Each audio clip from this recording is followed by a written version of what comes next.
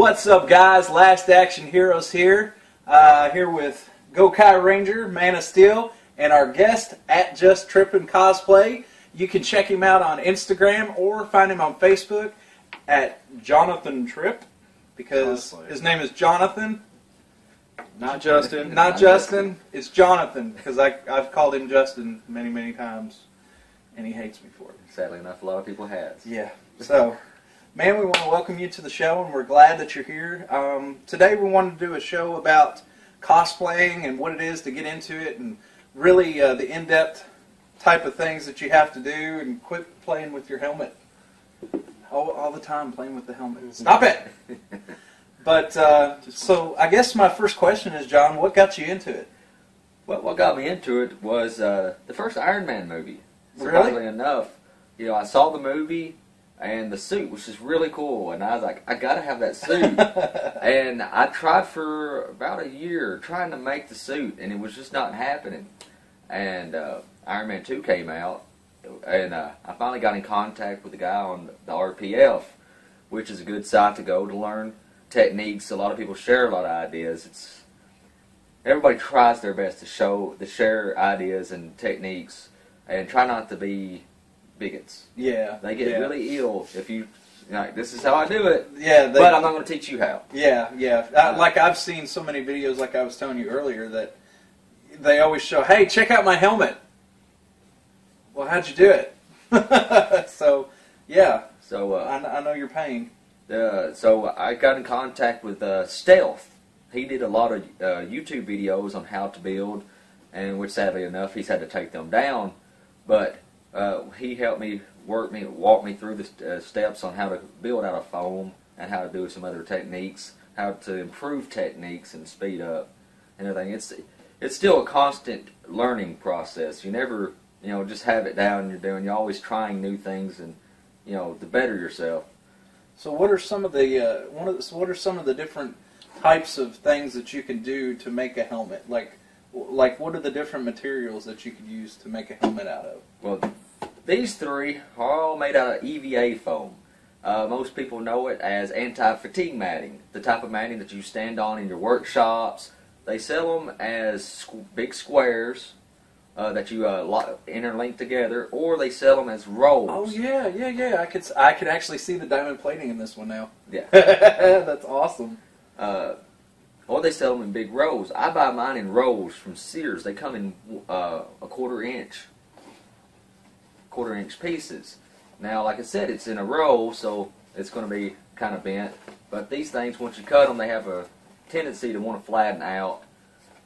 And this is what I like working with. It's a lot thinner. The matting is usually about a ½ inch to 1 inch, so they're really thick. They don't Which one would you recommend on the matting? For helmets, yeah, and for most armors, I use the quarter inch. The quarter inch? Like I said, this you can get a lot more compound curves and everything. The other one don't like the bend. It don't have the flex. Okay. How much does a roll cost? A roll of this costs you about $25. That's pretty good. How much do you get though? Like how many feet? It's about 4 foot wide and about 8 foot long. So you can almost do it like a whole helmet or a chest. From my builds, I can usually build an entire Iron Man suit out of 1 1/4 rolls. Really? Wow, that's impressive. And plus, for me, a lot of builders, they like to just throw away their scraps. You know, you got this much, they just throw it away, get out of the way. I save all mine. I believe in always reusing, repurposing. So I have a box of nothing but scrap. So whenever I go back, this helmet was mostly made out of scrap. That's awesome. The detail on it is very, very cool. This helmet was made out of mostly my scrap from other Iron Man build projects. These two are scrap helmets. I seen them. Yeah, that's freaking. I love See, that thing. you can see he's got detail scribe marks from another project. I don't think that might have actually been from. I think that was some of the foam that I used for the Legacy Ranger. Oh, really? That I ended up. I think I marked it on here. Then I realized this was a little bit too thick because it's, like I said, 1/4 inch. What I was wanting to use was these. Now, what is this? This is, you can get it at Walmart or hobby shops. It's they call it foamies. It's very thin foam. It's good for doing detail work on top of foam. It just glues down to. It gives you kind of a finish, gives you a more smooth finished look, or your details. Yeah, it just gives you details where if you was going to do this, you would cut it and then lay on top of it. So then you got a 1/2 inch thick piece where you could just cut this and it be smooth. Yeah, I got you. Not now. much taller. I got you now. But now, is that what you used on top of here to smooth that out? no, this is still just all. This. All the center. Okay. Yeah. Cool. This is mostly I use for the armor, like the gauntlets, for some of the belts and stuff. Just where I need some raised detail, but I don't need large. You know, yeah, I got you. The thickness. The major problem with the foam is you can't paint directly on foam. I was just fixing to ask that if you could. How does it hold the paint? There's 2 methods. There is using PVA glue. Some people might school glue, tacky glue. You want to dilute this a 1-to-1 ratio with water. Okay. And then you brush it on and let it soak it in. Because what will happen is when you try to spray paint or try to spray any type of paint on foam, it'll just suck it up. I got you. And it'll never... And this basically kind of seals it? Yeah, it seals it and pretty much you're painting the glue. This is the cheap method. A bottle of that is $3 or $4 at Walmart, and it lasts for a very long time. You don't need much glue. It takes about 5-6 coats, and it makes the helmet nice and shiny. Oh, gives it a good shine finish. Yeah. Okay, cool. Another technique when you go to do it is you want to take your heat gun and just lightly go over it, and this is closed cell foam. It'll help close the rest of the cells up. It'll make it shiny, but if you don't want to hold it too long because you'll burn it. Yeah. You'll have burn marks. And now, will that shrink the helmet with the heat gun? no, but you do want to watch about how long you stay on your glue because you will melt the glue back down and it will cause it to open up. Gotcha. Another method that a lot of people like to use, it's a lot quicker, but it's also more costly and more hazardous. It is Plasti Dip. Oh, yeah. This stuff is about $7 a can. To do an entire suit takes about 3 or 4 cans. You got to wear a respirator, be outside with this stuff. This will kill you. Inhale that long enough, it will kill you. It's very potent stuff. I bet it's got a good smell to it, too. Oh, yeah. Oh, yeah. It's like smelling markers. Remember the black one? What are you? But, all right. Well, that's awesome, man. Shoot. Everybody, I hope you can see what all he did with just a box of scraps of that foam. Because, I mean, this one right here is foam as well, right? Yes. Show them your zombie helmet here. And let them know what all you did to get the damaged look. And I know he put some electronics in it, he told me. So I'll let you tell him a little bit more about that. I thought that was really neat. Alright, this helmet came to be from, I was doing a Run for Your Life event in Georgia. And I was going to be a zombie in it. So I talked to some of the hosts that was going to be there, and I said, would y'all like to see Zombie Iron Man? And they said yes. So I had about 2 weeks to build this little guy. So, you know, I started out building just like this, and then it's the point of destruction. You know, what makes Zombie Iron Man Zombie Iron Man? So I figured you're going to have to take part of the faceplate out, so because you want people to see a zombie face underneath the plate. And then I figured that the zombies would, you know, be attacking from all angles, so there would be gouge marks here where they ripped it open, bite marks on the helmet. Because zombies are super strength, so why not have super strength on the bites? Right. A lot of people was like, he couldn't bite through metal. I said, it's a zombie. Physics go out the window with zombies. Since I was going to be running in this, and it's going to be hot because it was in Georgia, and it was during the summer, I knew I probably would need some cooling. So I installed a fan in the back battle damage. And it's just a small CPU fan that's wired to a 9-volt battery that's in my chin, and I have an on-off switch. There is a bit of humming that goes on when you have it, but you still hear everything. And it kept blowing down the back of my neck, and it worked out pretty good. What I want to know is, like right here on the front where you have these gouge marks, and on the side over here to where you have extra detail from the scarring and stuff, how did you get that in there? That was a little bit of a soldering iron. You can use a hot knife. I use a soldering iron. That's just what I had laying around. But basically all I did was just get it hot and just sit there and touch it and melt it into it. And just continuously doing that. And then I painted some black acrylic in there, some silver, and just done some different things to make it have the burn charred look. Try to keep it making it look like it's actually metal. That's awesome. That is very detailed. And that's foam too. How amazing is that? Now, the other type of helmets that you have, you said there was 2 more. Yeah. This one is, you probably heard about this a lot, Pepakura. It's the art of papercraft. You take cardstock and you print it out in 2D templates, and you glue the templates together and form a shell. But you can't wear it because it's just paper. It just crumble on you. So what you got to do is you got to harden it.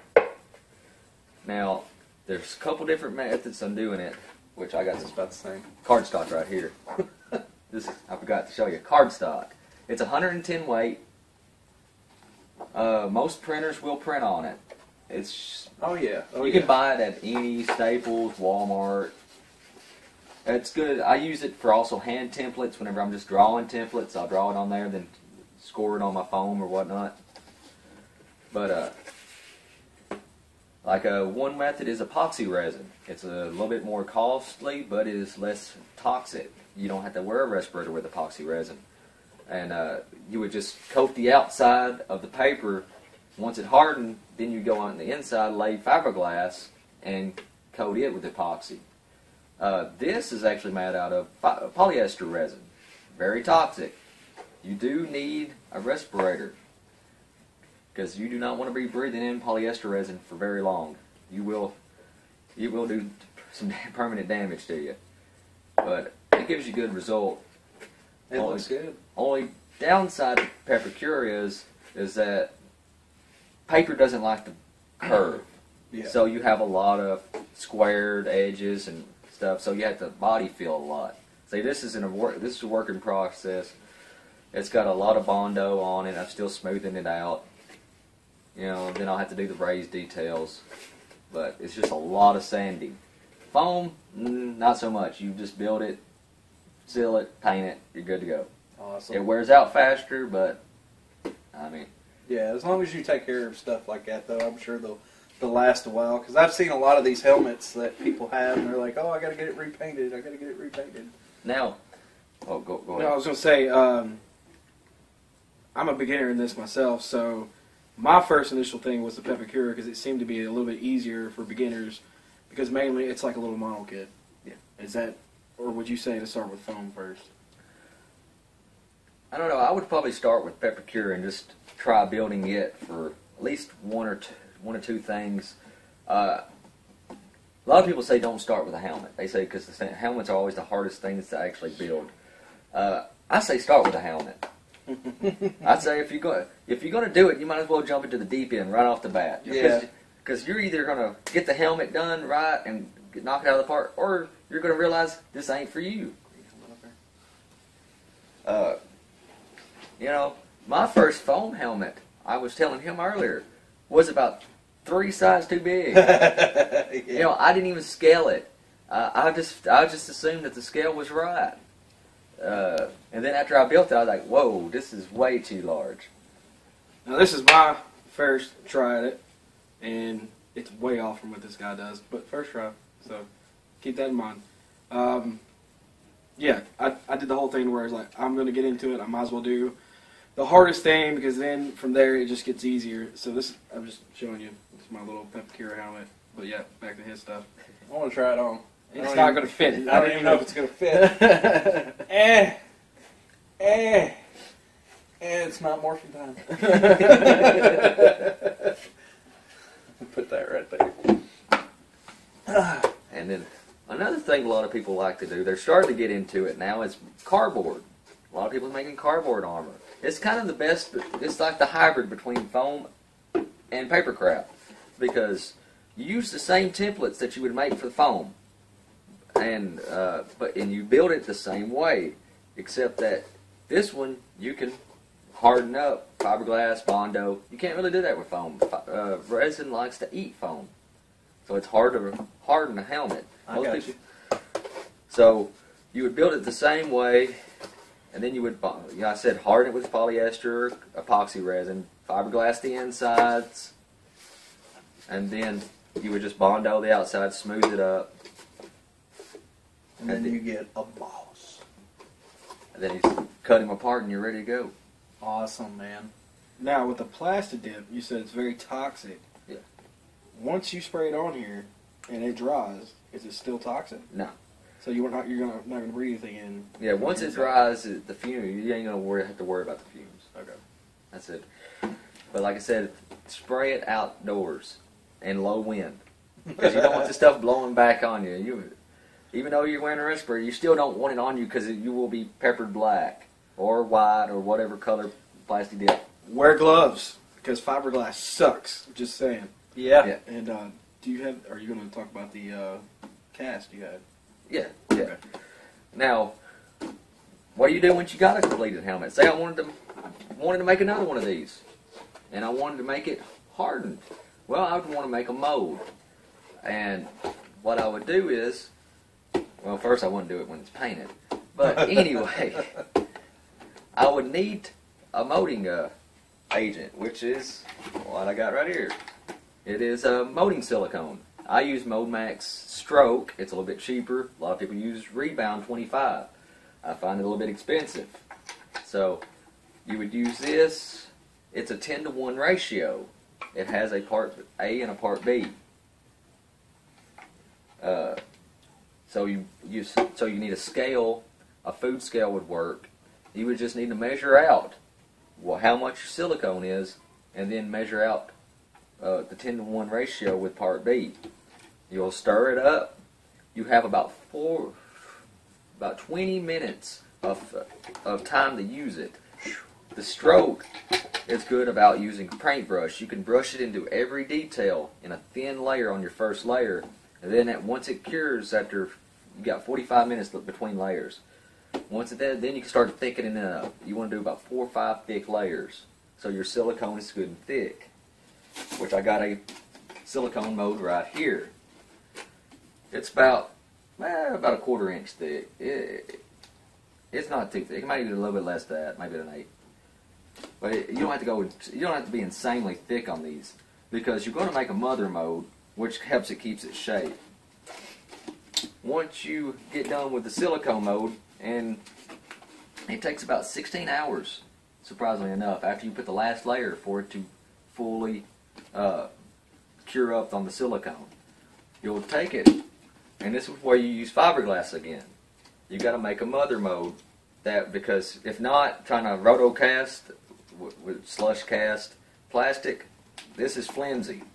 It ain't gonna hold its shape. It would be warped, and yeah, it ain't gonna be what you want.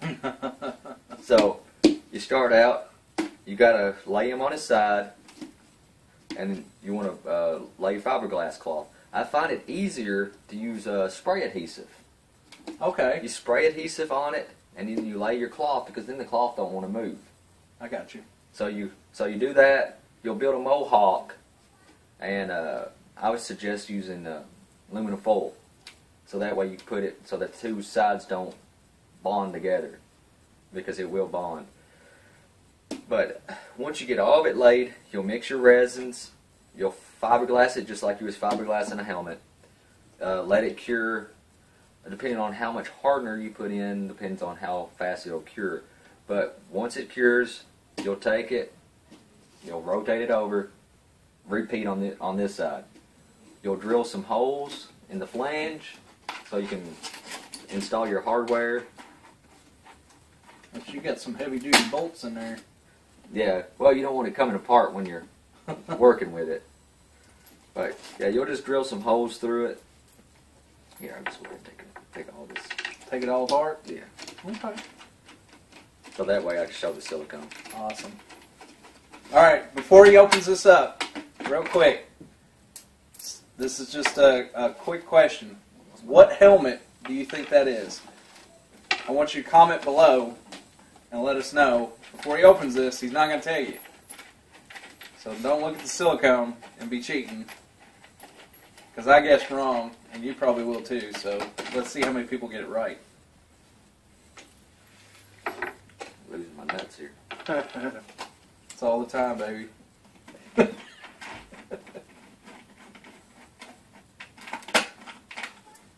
You're going to explain how you did the keys, too. Yeah. The what? The keys. The register keys. Oh, nice. I never even paid attention to that. That's the one when you pull it apart. Really? I thought it was part of the helmet. Oh, that's cool. Alright. This is one half of the mother mode. Like I said. That's hard as a rock. And I see the aluminum foil too. I like. Yeah. Some people clear it back out.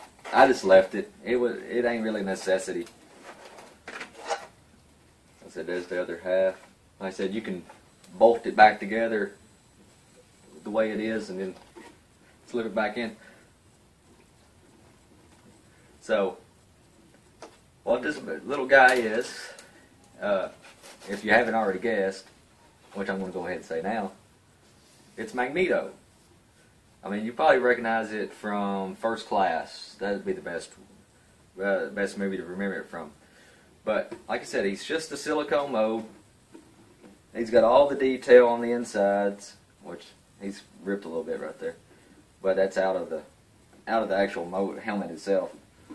But the register keys is just wooden dowels. That's, what do you say, about 1/2 inch? Yeah, they look about a 1/2 inch. Just cut them up into little sections, and whenever you do the last layers of the silicone, just put them in. You want to put them in random spots on the helmet, so that way when you go to reinsert it into your mother mode, you can actually get him to line up perfectly with the shape, so that way the helmet won't be warped. You won't have a helmet like warped like that, or you won't have him backwards. You also want to cut him up a little bit, so that way you can peel it off your helmet when you get it done. Because this thing it's kind of grabby. It doesn't like to come back off. Is there any way, I don't know if this will mess with it or not, is there any way to kind of like maybe slick it up on the inside? Or is there any, like, I know it's already meant to come off, but I mean, is there anything to kind of help keep it just in case it can stick? Yeah. Whenever you go to prep to pour your plastic in, you want to use mold release. I don't have a can of it with me. Okay. But you can usually get those at hobby shops. Smooth On sells it. But you'll spray a good layer on it, let it sit for about 30 minutes before you rotocast. That helps do the release. I usually don't wait 30 minutes. I use about 15. 15? Yeah, okay. It's That's not, awesome. But We'll pass this back to you. yeah. So That's pretty fantastic. we'll work on that. Next question. All right. Next question is, whenever, say, you're getting ready to do your painting on, say, like one like this, what would be your recommendations as far as paint goes? Like, a lot of people will probably try to do theirs with either hand brush it or something, or maybe spray paint is the cheapest way for some people. But the people that have airbrush and stuff like that, you know, what kind of paints do you recommend as far as, you know, covering the basis of spray paints and then store-bought paints like automotive paints or something like that to give it a really good finished product? Well, it really boils down to what you like and what colors you like. Like I said, I know a lot of people spray paints. I mean, even some of the big time people that does it, they'll still stick to spray paint. I do mostly spray paints. They're cheaper. I don't have an air gun. You know, I paint airbrush. I wish I did, but I don't. For Iron Man, I use automotive paints because he needs to be a little bit more metallic, a little bit more shiny. They seem to do better. What kind of automotive paints? I use Duplicolor. Duplicolor? Okay, Yeah. cool. You can usually get those at O'Reilly Advanced. I think AutoZone has them. Now, on the detail work on him, whenever you're finished doing your first coat or whatever, on the detail work, do you use a small brush, like spray can on a paste paper, and then do a hand brush with it, or Depends. like on the small grooves, like say on his front, or on the grooves like in that helmet there, where you try to get the black pinstriping or anything like that? That, like for this one, I would probably do a hand brush. I'll hand brush some black in there with some small paint brushes. Usually get those at the artist store, in an artist store like Hobby Lobby or something. Just get some good artist brushes that does some very good clean lines. You can use acrylic because you're going to seal this with a clear coat. Yeah. Because you just don't want to leave your paint out there because it'll fade and everything in sunlight. So you want to clear coat it. So I tend to just hand brush in the black areas, any area that's a little bit too small to be spray painting and everything. Because if not, you'd have to mask off everything and try to spray paint and hope you don't get no runs. And if you've ever masked off anything, I'm bad at running, and then they always got that little spot when you mask it off that you gotta go back in there and touch up. and you spend like 2 hours masking off something just to pull it off the tape and then realize it's got a run, and you're like, no. Yeah, I've done that quite a few times actually in my painting. Or you pull the tape off and some of the paint comes with it. Yeah. Yeah. Which I would suggest when painting, don't rush the paint.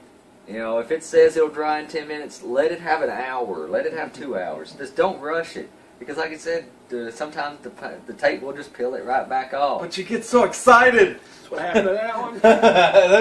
You got excited. I get excited. I'd be like, it's been 15 minutes. It's been 15. One thing, you might know this, because at the time I didn't know, and I went cheap with the paint. I didn't get car paint. You see all the crackling in it, which for this helmet actually worked because it's the Dragon Ranger's helmet, so the scaling on it looks awesome. I'm just saying. But I think it's because I used different name brand paints. Would that be why, or was it because I rushed it? Well, what do you mean? You used like two different types of green, or? I used we'll say Krylon, and then some really cheap stuff, and then all across the board. It could have been. It could also just been some debris, like when you sanded it or something. That still could have been weather, humidity. That tends to factor. Like right now, it's about 35, 40 degrees outside. It's not a good time to be painting. You want to be in a very warm shop. Most paints take anywhere from 65 to like 85, 90 degrees. Paint in your bedroom. Your wife will not care. Tell her we said so. I painted my bathroom. Her. Well, it was taking a dump. Last Action Heroes, seal of approval. So, are there any websites that these guys can go to maybe find some templates, or just different stuff to give them some ideas to get started on certain, like if they want to make an armor for a character? Is there an actual cosplay website that you could go to get these templates so they could get started and start maybe working with the foam or the acrylic or anything? That way they get an idea. I'm sure they'd probably start with something small like an arm or a chest piece, because I know with foam it shouldn't be that bad with glue. And do you know of any of them places that they could go to get those? Or yeah, I mentioned it earlier. The RPF.com is a very good site. A lot of people share their templates. A lot of people 3D model. They 3D model from video games, movies. I mean, you think of it, it's probably on there. Awesome. 3D modeling's way ahead of the game right now. Start small. Just saying. It's expensive. Unless you got $5,000. Yeah. If you got $5,000, call me. We'll get a 3D model going. Because I want one. But, alright, so cool. Well, so we can go there. Other than that, go ahead, sorry. We'll edit that out. You can also just do a simple Google search. You can Google search Iron Man Pepakura. And you'll find a bunch of links leading you to files that you can download. In all different styles. Okay, cool. All right, awesome. What you got, Chris? Okay, one. Go to Google, like he said. Go to look up Pepakura Designer and Pepakura Viewer. Those are your two major programs that you're actually going to use for this. Two, Facebook. I didn't know it at first. I just did the whole Google thing myself. Later on, I found out there's groups on Facebook. One of them is United Props Builders. There's way more, and man, they share everything. They're pretty giving and awesome people. Nobody's actually going to make fun of you. They're actually going to help you and get you going forward in the right direction. And of course, you can always go to John at Just Trippin' Cosplay on IG, or you can hit him up on Facebook, Jonathan Tripp. And also check out his wife's page with his, what is it, Tripp Photography? Yeah, Beth Trippin' Photography. She's going to kill you for not doing this. I'm sorry, honey. I'm sorry. I'll cook the dishes. I just know she takes the pictures. So at Just Trippin' Cosplay on IG, and then from there you can find his wife. Yeah. And isn't it Just Trippin' Cosplay on Facebook as well? Yeah, I have a page, Just Trippin' Cosplay. I haven't really done too much with it for the last, ever since I joined Instagram. It just kind of... It took over your life. Yeah. I know. It sucks you in. It's just so much easier. Yeah. So if you guys ain't on Instagram, download the app today. Get started. It's free. It doesn't cost a thing. You can look any one of us up on there, and we'd be glad to help you. When you first start and bring up the page, there's a home and there's a search. Hit the search, click people, and then just type in one of our names. We keep the link below so you can find us pretty easy. And you can also find us on Facebook. And we just started our new page on Facebook, is Last Action Heroes Toys. So check us out on there. We always try to keep everybody up to date with all the greatest and latest things. And John, we're just super grateful for you to be here today, man. All this is awesome. This is fantastic. This is going home with me right now. I was going to say that about this one, but well, he'll never give that one up though. So. Okay, I'll take Dread. Oh, okay. You check that one. Okay. Yeah. All right. Well, then we're good then. But all right, guys. Thanks for your time, and stay tuned for more great videos. And good night.